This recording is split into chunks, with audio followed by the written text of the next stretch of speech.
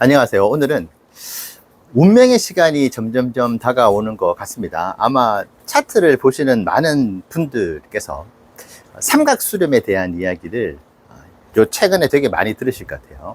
그래서 저도 이 삼각수렴이라는 것이 이제 무엇인지를 이렇게 여러 회사들을 한번 또 연구를 해봤습니다.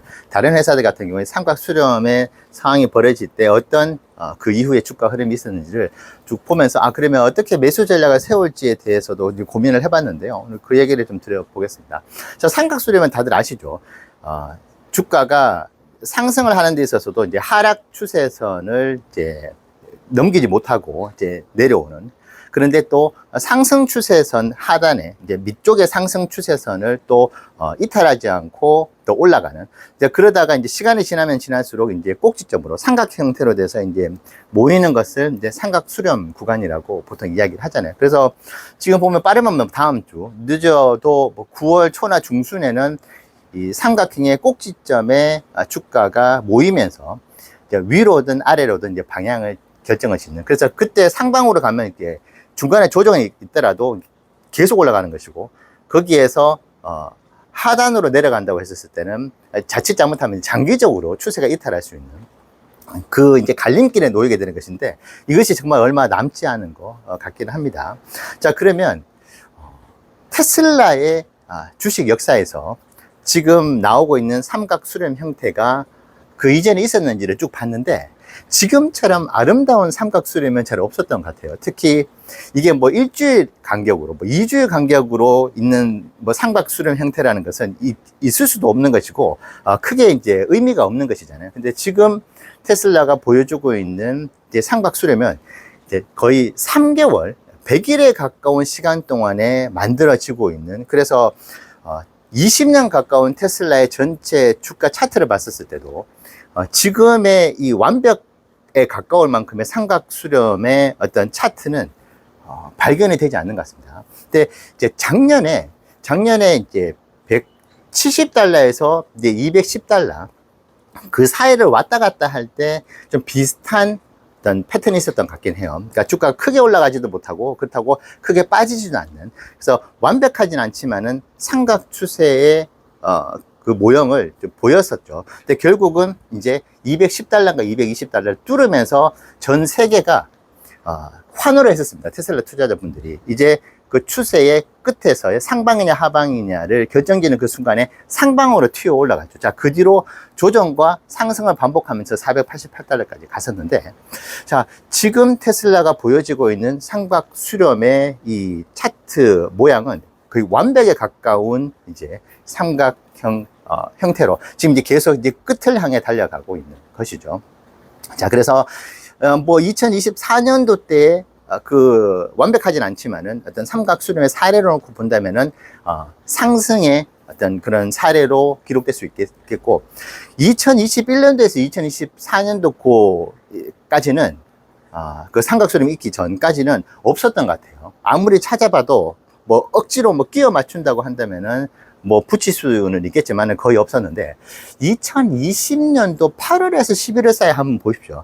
그때도 삼각 수렴 비슷한 형태의 계속 좀 20년 차트를 보면은 좀 횡보한 것처럼 보이는데, 이제 확대해서 보니까 어느 정도 삼각 수렴 형태가 보이더라고요. 자, 그 뒤에도 끝자락까지 왔었을 때 주가가 튀어 올랐던 사례가 있습니다. 그래서 일단 지금 현재까지 테슬라가 보여왔었던 그 이전에 두 번이라고 해야 될까요? 이 삼각 수렴에서는 모두 다 끝자락까지 갔었을 때는 튀어 올랐다.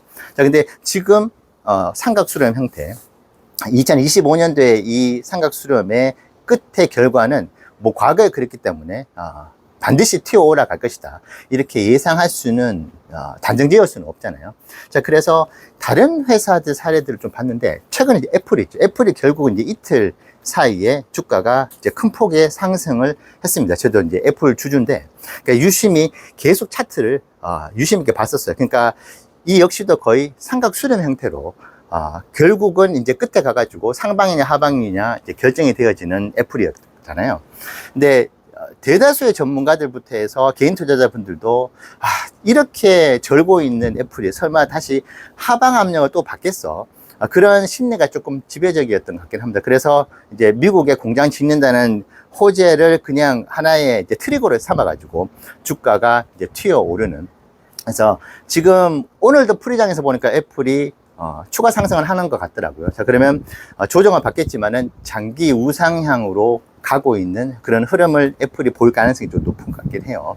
그래서 가장 최근에 있었던 타 회사의 사례들로 봤었을 때 일단은 이제 애플 같은 경우에는 삼각수렴 했다가 튀어 올랐다. 그리고 마이크로소프트도 뭐 완벽한 삼각수렴 형태는 아니었지만 작년도 때 하락을 하면서 계속 재미없게 횡보를 했었잖아요. 그러다가 어느 순간 튀어 올랐었던 것도 장기간 그렇게 횡보 조정, 뭐 상승했다가 다시 조정받는 그 흐름을 보였다가 결국은 튀어 올라가는 그런 흐름을 보였다. 그래서 전반적으로 보면은 100% 확률은 아니지만은 삼각 수렴을 하고 난 뒤에 주가의 방향은 상방으로 열렸던 적이 많지 않았느냐 생각을 좀 해보게 되네요.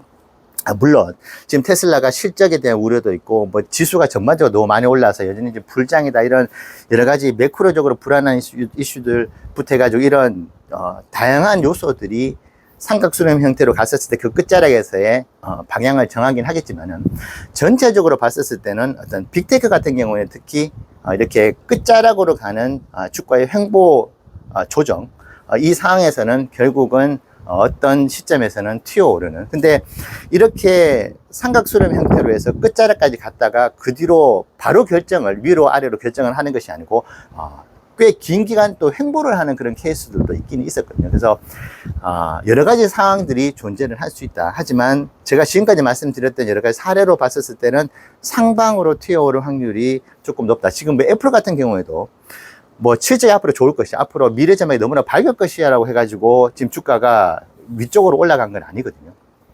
철저하게 차트 분석이라는 인간의 심리를 가장 잘 대변하고 있는 이 차트의 흐름으로 봤었을 때 이제 시장은 여기에 반응을 하면서 상방으로 분위기를 올려준 것이잖아요. 그래서 이제 국장 같은 경우도 보니까 제가 삼성 SDI를 또 가지고 있어요. 지금 손절 라인에 이제 와 있죠. 근데 손실을 가지고 있는데 얼마 전에 주가가 반등을 했어요. 삼성 SDI. 근데 삼성 SDI도 보니까 삼각수렴 형태로 갔다가 결국은 튀어오르는 그런 흐름이 나온 것 같더라고요. 삼성 SDI 제가 주주다 보니까 이제 관심 있게 보는데 이것은 국장도 마찬가지고 미국장도 마찬가지고 인간의 심리가 이렇게 삼각수렴 형태로 갔었을 때 끝자락에서는 상승하는 패턴이 조금 많이 보이는 것 같다. 뭐 하이닉스도 대표적인 사례라고 이야기하시는 분들도 계시더라고요. 그래서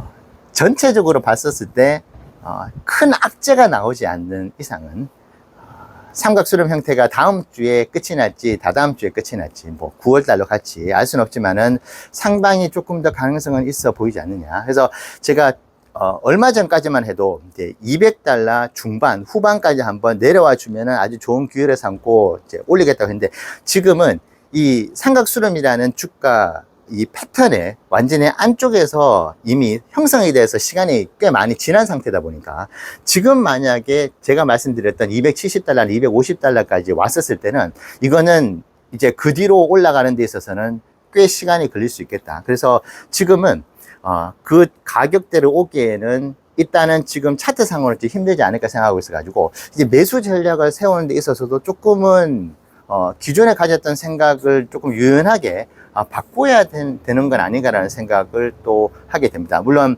$300 아주 초반대에 매수를 시작했으면 뭐 지금 결과는 조금 더 좋았겠지만 그래도 투자의 과정으로 봤을 때는 관망하고 있는 것이 맞다라고 이제 저는 여전히 생각을 하고 있거든요. 근데 지금 이제 끝자락으로 계속 가고 있어서 결정의 순간이 다가온다고 한다면은 이게 시장의 심리가 테슬라 같은 경우에는 워낙 찰나의 순간에 위로 아래로 이제 큰 변동성을 가지고 이제 튀어오르고 튀어내리기 때문에 이제 중간에 그 시점이 오기 전에 미리 주가가 움직이는 경우도 있거든요. 그래서 저희도 매수 전략을 세울 때 조금은 미리 발빠르게 움직여 가지고 해야 되지 않을까 투자를. 근데 그러면 상방의 가능성이 더 높기 때문에 내가 만약에 1,000만 원 있으면 1,000만 원을 몽땅 그냥 상방에 배팅을 하듯이 해가지고 투자를 하겠다. 그렇게 투자를 할 계획은 없고 일단 상방이 조금 가능성이 있다고 생각하더라도 이번에는 50대 50으로 갈 겁니다. 만약에 1,000만 원을 투자할 수 있다고 한다면은 끝자락으로 오기 전에 약 50%만 투자를 해놓고 그 뒤로 상방이 완연하게 보이면은 이제 나머지 500만 원을 넣고 하방으로 내려간다고 한다면은 조금 더 관망을 해서 어디까지 떨어지는지를 보고 어느 시점에서 이때부터는 추가로 분할 매수를 해가지고 나머지 500만 원을 쓰겠다. 뭐 그런 형태로 투자를 해 나가 볼까. 그렇게 생각을 하고 있습니다. 그래서 여러분들께서도 다른 회사들의 이 삼각 수렴, 이게 되게 중요한 포인트인 것 같더라고요. 지금 상황에서는. 이번이 어떻게 결정 나느냐에 따라 가지고 어떤 분들은 장기 우상향으로 가느냐, 장기 우하향으로 가느냐까지 뭐 이야기하시는 분들도 계실 정도로 테슬라가 석 달 가깝게 이렇게 횡보와 상승 이후의 조정, 이제 상승 이후의 조정 하락의 어떤 지지를 받으면서 상승을 하면서 지금과 같은 패턴을 만들어 줬던 적이 거의 없었거든요. 그래서 이번이 그 첫 시작인데 과거에 유사한 사례로 봤을 때는 상방이 조금 더 가능성이 있어 보인다. 그래서 거기에 맞게 투자를 하려고 하는데 분할 매수로 여전히 그럼에도 보수적으로 절반만 가용할 수 있는 현금을 투자해 보겠다. 그렇게 매수 전략을 세워봤습니다. 여러분들 투자에 좋은 참고가 되시면 좋겠습니다. 감사합니다.